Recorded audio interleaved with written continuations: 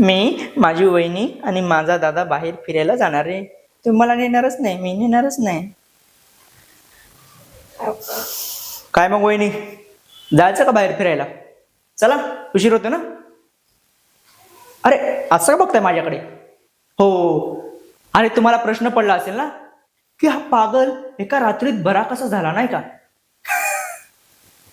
वहिनी, मुळात हा पागल ना पागल नव्हताच हो. तुम्ही ज्या दिवशी लग्न करून या घरात आलात ना, त्या दिवसापासून माझं तुमच्यावर खूप चांगल्या प्रकारे लक्ष होतं.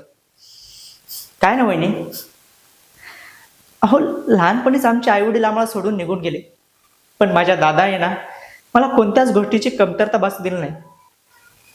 पण तुम्ही ज्या दिवशी लग्न करून या घरात आलात ना, त्या दिवसापासून ना तुमच्या प्रेमात तो पूर्णपणे आंधळा झाला होता. जर तुम्ही म्हणाल ना, तर रात्रीला दिवस आणि दिवसाला रात्र देखील मानायला लागला होता. आणि याच याच गोष्टीचा मला प्रचंड राग यायला लागला. तुम्हाला माहिती, काही दिवसांपूर्वी माझा ऍक्सिडेंट झाला होता.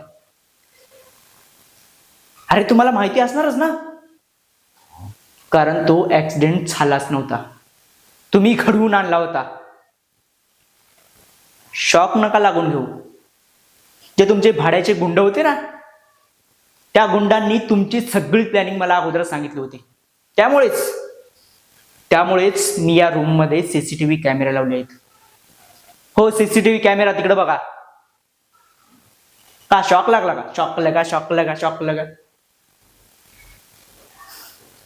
इतके दिवस ना खूप बेवकूफ बनवलं सगळ्यांना.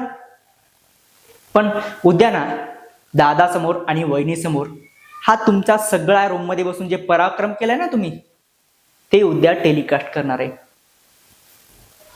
तो Supriya Kulkarni, your game is over. उद्या ना पहिल्या फुर्सत मध्ये निघायचं. बाय सुप्रिया कुलकर्णी. आता येताय फिरायला का जाऊ एकटाच? बाय.